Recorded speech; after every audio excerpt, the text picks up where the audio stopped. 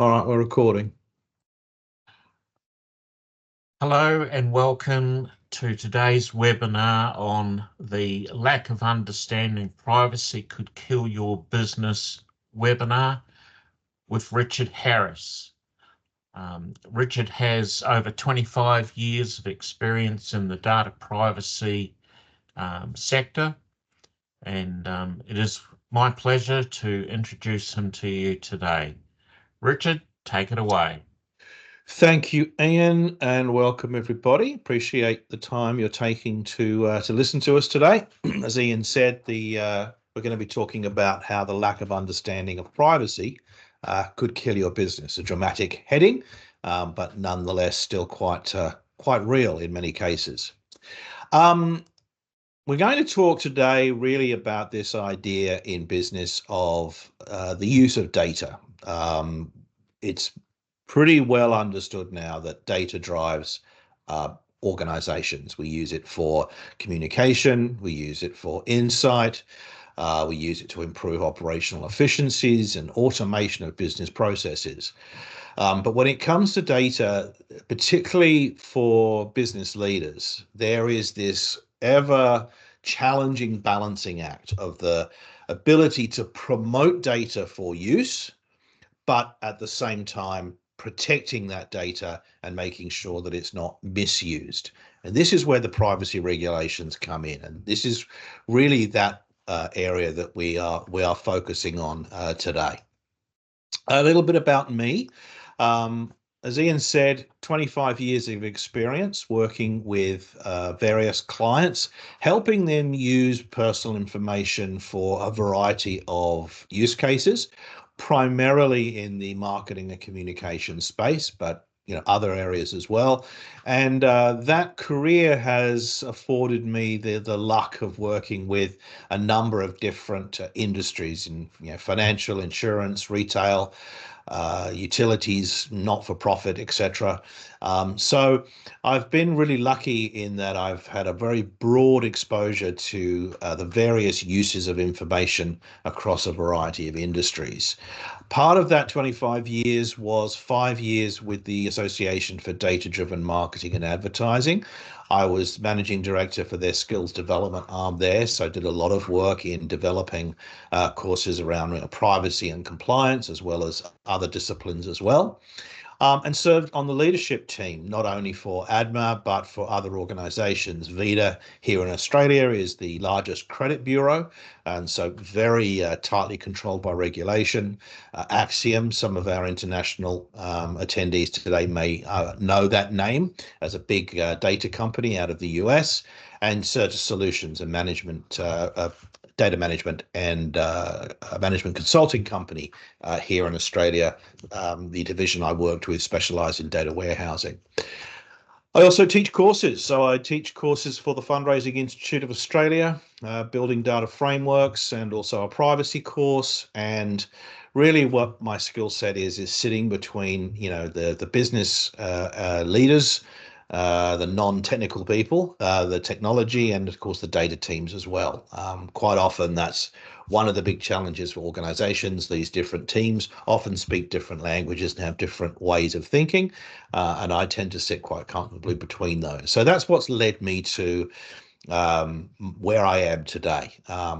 Data design consulting is the business that I lead and have started. And what we do is specialize in helping organizations improve their privacy policies and procedures. So that's what we're going to start talking about a little today.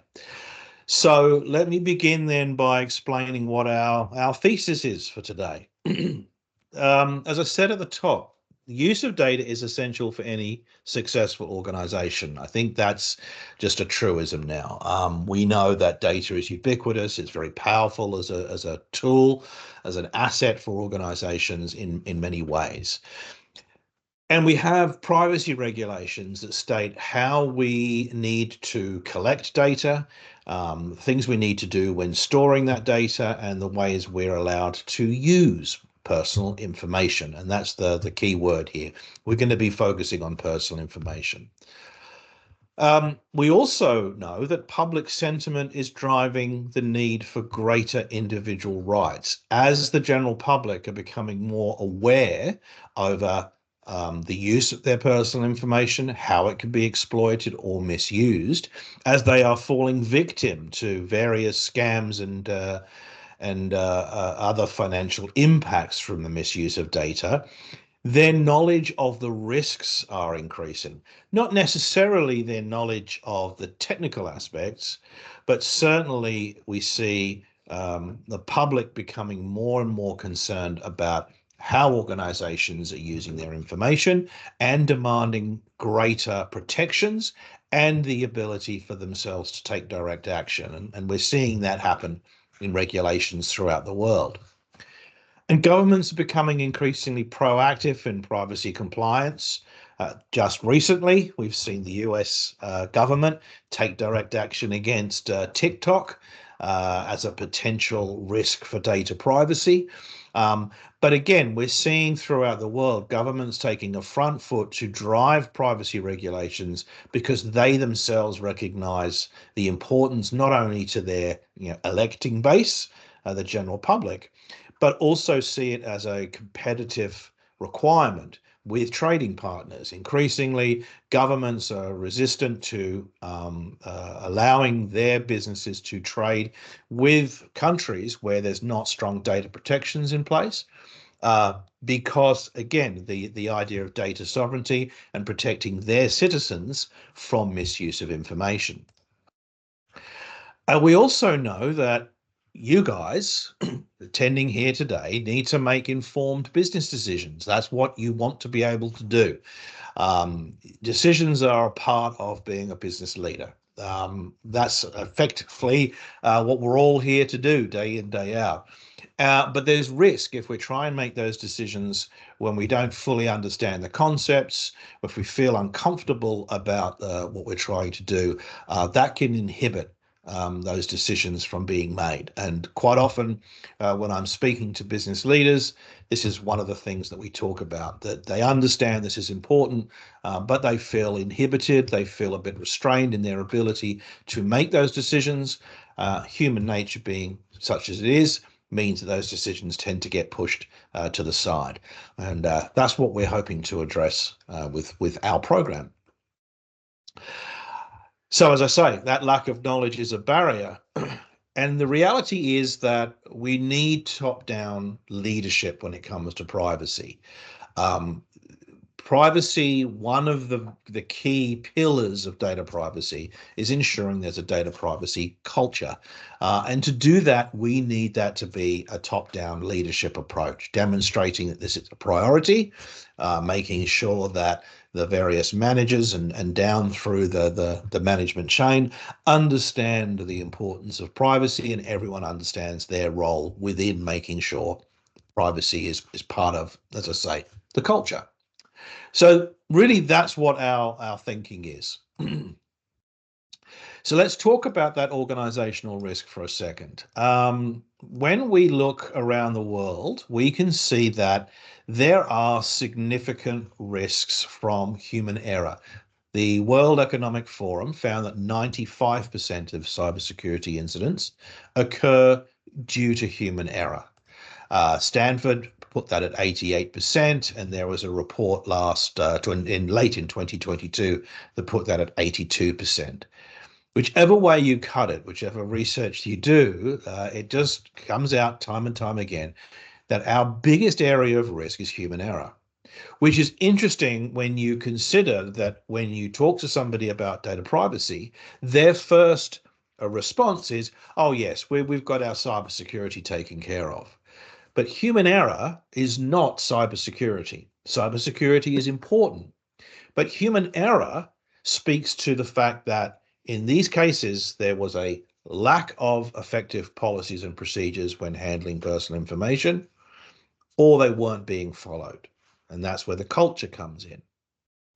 And when you look at the examples in the marketplace of data breaches, we can see time and time again human error playing a role, the lack of policies and procedures being at the heart of that problem. So we look around the world. all of these organizations, Accenture, Optus, which is a large telco here in Australia, even the Australian government, 72% of government agencies I think last year reported that they suffered a breach in large part due to human error. And we see it over and over again. If you look at the large breaches that get reported on what seems like an almost daily basis these days, when you start looking under the covers, we see that human error is often the root cause. And a data breach can really cause problems. There are fines and penalties. They can be very, very significant. Here in Australia, for example, companies can be fined up to $50 million or 3 times their revenues for that period of the breach. So the government is taking this very seriously. We're about to have an update to our Privacy Act, where this will also extend into civil actions as well and class action lawsuits. There are, of course, legal costs. When you suffer a breach, there's going to be lawyers involved. And of course, we all know how costly that can be, particularly when we need to engage outside counsel, and the remediation costs as well are very high. Not to mention reputational damage. People are much more aware now of the power of their information, the value of their personal information, and how it can be misused. So a data breach can put your customers at risk, and that's going to cause, as I say, reputational damage. As I mentioned before, remediation costs, not just in the legal framework of this, but the technical aspects, changing systems, changing your training programs, the effort, not only in terms of hard dollars, but the distraction to the business can be very, very costly as well. I mentioned before that here in Australia, the class action lawsuits are going to be much easier in the future, but this is already the case in many regions. Individuals have the right to take direct action. And so we are likely going to see law firms starting to create practices around this idea of taking large organizations, or indeed medium-sized organizations, to court should there be a breach. And I should stress, not just a breach of data, but a breach of regulation. If a company is found to be misusing data, then there are actions there as well. In addition to the fines and penalties, governments can take regulatory action. They can actually enforce various things that they need those organizations to do, which could also increase cost, but also have other impacts as well. And lastly, of course, loss of business opportunities. If you are not strong in your privacy compliance, there are potentially organizations that will not trade with you. Most governments have some form of certification when it comes to data privacy. But at the very least, organizations now will often ask for guarantees of the way that you will manage information if you're sharing it with them. And as I say, lack of effective policies and procedures, you can't demonstrate your compliance, could end up costing you business. So this is the world that we live in. We absolutely need to use information. There are regulations that control the use of that information. Most of the risk comes from human error. And if we are not taking this seriously, there are very, very serious impacts. Let's take a look real quick at this in example. So Medibank are one of, if not the largest private health insurers in Australia.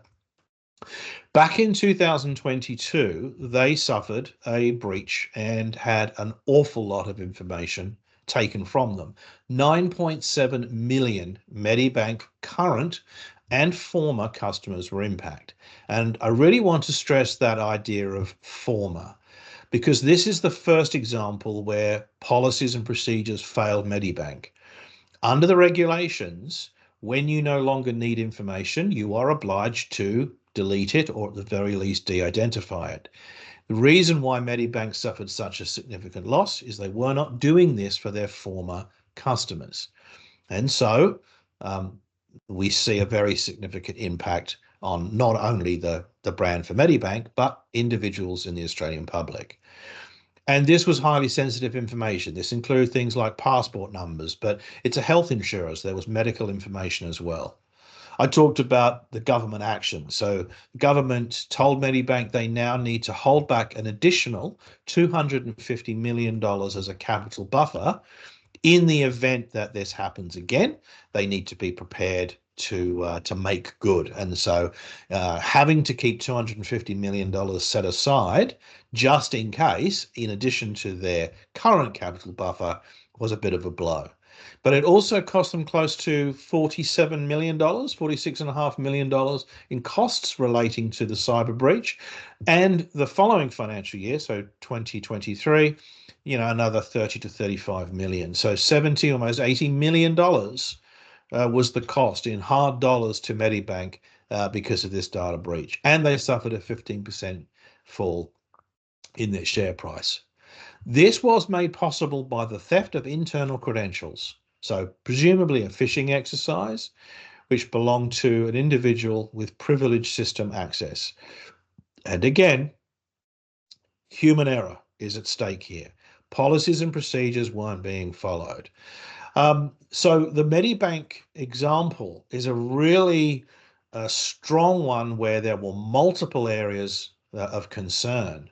But in addition to all of that, there is now a class action lawsuit being mounted against Medibank because the privacy policy that they published on their website said they were doing certain things, and it's clear that they were not doing those things, and so therefore there is a cause of action, and that class action lawsuit is being mounted, and we'll watch this space to see how that pans out. So the Medibank example is one that I use often to really highlight just how big the impacts can be and where and how these risks can come about. So the bottom line is breaching regulations does have a very significant impact in your business. Overwhelmingly, human error is the cause, and if we had effective policies and procedures in place, we can reduce that risk.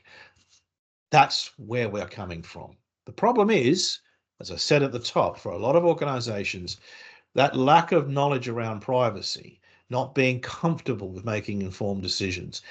It's easy to make a decision about cybersecurity, but building a framework of policies and procedures can be complicated and challenging. And so for a lot of organizations, it tends to get put a little to the side. And so therefore, we see risk. So let's talk about that knowledge gap for a second. Where is it that we're seeing business leaders really not fully understand the scope? Well, let's start by looking at the regulations and what they're trying to do. So rather than talk about individual laws, because obviously there are many, the overwhelming reality is that these regulations are seeking to enshrine these common principles of data privacy. They're also related to the ethical use of data. But that's all regulations are trying to do, is to put in place through law these principles. And these include transparency. First and foremost, making sure that you're telling people what you're doing with their information, who you're sharing it with, when you're collecting it. Purpose limitation, so you only collect information for a specific purpose, and wherever possible, you have consent for that. Data minimization, the fact that you only keep the information that you need for as long as you need it, and then you get rid of it. Data integrity and accuracy, making sure that information is up to date, that it's fit for purpose, that it's relevant to what you're trying to do. Security kind of goes without saying that you're protecting that information. And again, not just through cybersecurity, although that is important, but there are security things that you can do through policies and procedures that can often be more effective. Consent, as I mentioned before, making sure that when you want to use information from somebody for a purpose, that you get their consent to do so. There are also data subject rights, data subjects being the individuals in question. That is, they have the right to know what information you collect and hold about them. They have the right to know how you use it. In many jurisdictions, they have the right to tell you not to do that, or the right to be forgotten. And we have to be able to comply with those data subject rights because it's enshrined into law.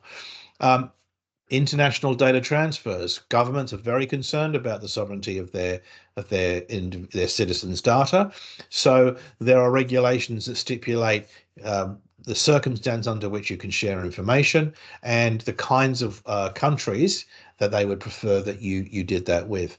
And lastly, accountability. The reality is that we all have business partners, service providers that do things for us. The accountability principle is that if someone is acting on our behalf and they do something wrong, it's still our responsibility. So these 9 principles are what we all should be increasingly aware of and be able to think about as we look at the organizations that we lead. Where are we using information? How are we using it? Are we telling people? And are we getting the right consents, etc., in place? So this is where that knowledge gap exists, is understanding these core principles and where they should be applied. But why is this a problem? What's what the challenge is the first and foremost is we live in a world of rapid change. In addition to leading a business day to day and understanding the root aspects of what our organizations do, whether you're a health provider, whether you're a manufacturer, a retailer, there are things going on day to day that are not in the world of data and privacy. So you put your head down for a minute and all of a sudden we have new technology or we have new regulations coming into play. So of course, the pace of change is something that really does make this a challenge. Also, privacy laws can be complex. We live in a world now where data is stored predominantly in cloud storage areas. Those clouds can potentially be housed overseas. We might have head offices or affiliate organization or business partners who operate in different jurisdictions. And so we're often dealing with multiple laws. But even the laws within themselves, if you just look at GDPR or the CCPA, they can be quite convoluted and dense. And so it's not for everyone's cup of tea to sit and wade through these legislations and fully understand what they are. Public sentiment has changed. Going back 10, 15 years, people really weren't that aware, but now they certainly are. And they're increasingly demanding more rights, more access, and have a higher expectation about what we do. Competing priorities, of course, are a problem. It's difficult in the world of compliance and governance because quite often you're looking at having to spend an amount of money, invest some of your hard-earned revenue, and there's not a strong return on investment. We are having to comply because of the law. We are having to comply in case there is a data breach in the future. And there is a balancing act there of deciding how much do we invest given the amount of risk that we are facing. Resource availability is also a challenge. It's rare that an organization has the ability to maintain a full-time team just focused on data privacy or compliance. And so we'll look to individuals within our organization to absorb that within their roles. And again, that can create conflict. It can create challenges that has led to sometimes privacy policies and procedures kind of being a little left as a secondary focus. Culture is also an area of challenge. Individuals themselves, not everyone is comfortable with data, not everyone is comfortable with regulations or focusing on process, but we have to start instilling the idea that data privacy is important for all roles, because the reality is that personal information is used in so many different ways that it is realistic that most people within your organization will have access to personal information in one way, shape, or form. And lastly, training and resources, keeping those up to date, making sure that people attend them. We're assessing their skills.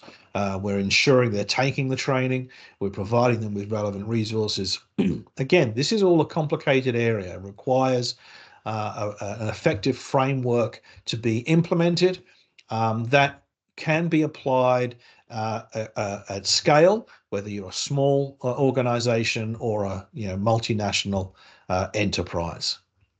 So that's what we mean by the knowledge gap, that bridging of We need to know what the privacy laws are trying to tell us to do, but there are realistic barriers in our path that we need to overcome.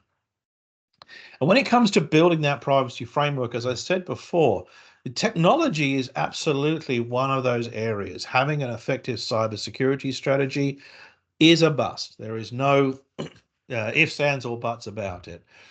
But if we ignore the need for effective processes, if we are not training and enforcing the idea of needing to comply with those processes with our staff, i.e., driving a privacy culture, as we have seen time and time again, as we have seen from the research done by the World Trade Organization and others, this is where you're going to expose yourself to very significant risk. By far, the best thing that you can do today to minimize the risk of breaching regulations or suffering from a data breach is to ensure you have effective policies and procedures in place. Here's an example of a framework. This framework is part of what we will be talking about as we move forward.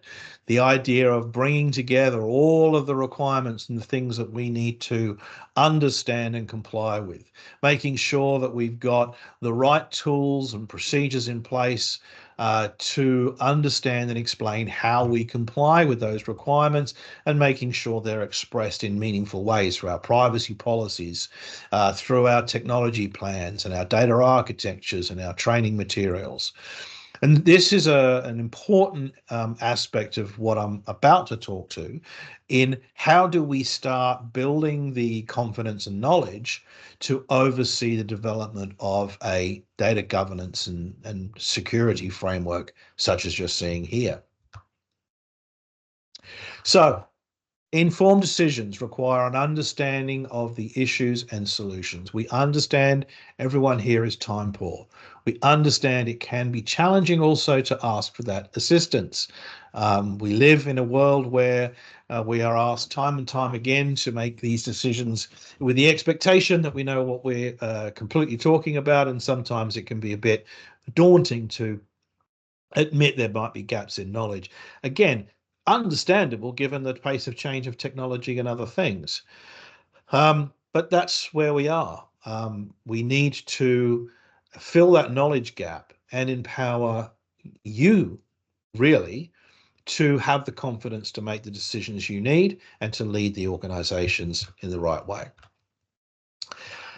So let's talk a little bit about those policies and procedures, because those things reduce risk. So you need policies and procedures first and foremost, of course, because we need to comply with laws, but it also promotes transparency and trust.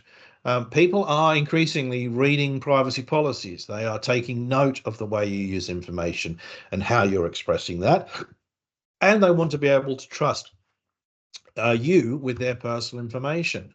It's going to dramatically reduce risk, and it will promote accountability and compliance. Again, staff will follow those procedures in the main if they are easily accessible, if they are trained, if they have resources that help them understand what those policies and procedures are. If you don't have them in place, if you're not enforcing them, human nature is such that people will take shortcuts. They'll do things the way they think they should be done. And again, this is where risk comes into play. Having those policies and procedures in place, of course, also means that we can train people in those policies. If we don't have them documented, if we don't have them well fleshed out and understood, then of course training on them can be very difficult. And it allows us to adapt quickly. Having those policies in place means that when things change, when a new requirement comes in the regulations, it's a small change rather than a massive shift in culture and adaptation now. So that's why, in addition to compliance with the laws, there are other benefits of having this in place. So let's then talk about what our answer is to all of this. So Privacy Pulse is our effort to really address this issue. It's designed to help business leaders come to terms with the requirements of privacy, but also empower them to be able to lead their organizations and build a framework for managing data privacy. So the objectives of Privacy Pulse is to, first of all, help an understanding of personal data and how it is used. That's got to be the first area. For some leaders, it can, again, be an area, a gap in knowledge of really what kind of information we're talking about and how it's used.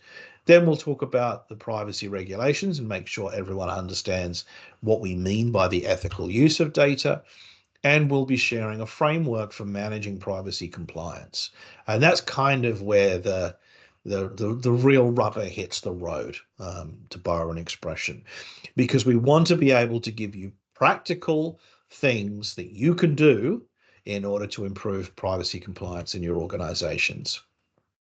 And within that framework, make sure we're exploring the practices and procedures to use in enough detail without overwhelming you, but in enough detail to be able to apply them to your organization. And lastly, help you create an action plan. How do we start moving forward? So that's the objectives of Privacy Pulse. Privacy Pulse is delivered over 6 chapters. We start off with providing a little bit of context, how we got here, how data is used, etc. We then talk about the various regulations, again, those 9 principles and how they're applied in various jurisdictions around the world. We then dive into the privacy management framework that I shared with you earlier and start going into some specific areas like those areas of consumer rights and the things we need to do when managing personal information. We then finish off with creating an action plan for moving forward. The structure is relatively straightforward, 36 weekly sessions.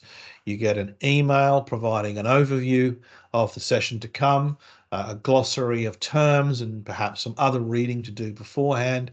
We then give you a short video, 10 to 15 minutes per session. So within each chapter, there are a number of sessions between 10 and 15 minutes. And then periodically, we'll be hosting live webinars. So we'll choose key topics, we'll take questions from you, where we'll present case studies and any updates, etc., so that we can provide a community where you can first and foremost come to us and get additional information and advice periodically, but also start to network with each other and potentially learn from each other in how you've applied what we've shared in Privacy Pulse. So, to recap, business leaders need to make informed decisions. However, this lack of knowledge is really inhibiting the ability to make those decisions with confidence. So what we have done is created a means of filling that knowledge gap in a structure that we feel will align with the busy schedules that you have. Very difficult for you to take a few days off and go and deep dive into this, but a weekly program that builds from topic to topic, we feel is a much better way for you to start building up your confidence in the area of privacy compliance. And we've built this after 25 years of experience working with multiple organizations across a wide variety of industry sectors. And we feel we've created something of high value, not just the theory, but we're giving you a practical program of how to build a framework to manage privacy and compliance within your organizations. And we're offering affiliates 30% revenue share, which you're entitled to keep or pass on. So what's next? Well, what we're asking for is something pretty simple. If you send an email to info@privacypulse.online with the subject checklist, that's all, there doesn't need to be anything else in there.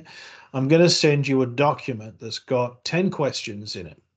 When you answer those questions and send it back to me, we'll arrange a 30-minute call.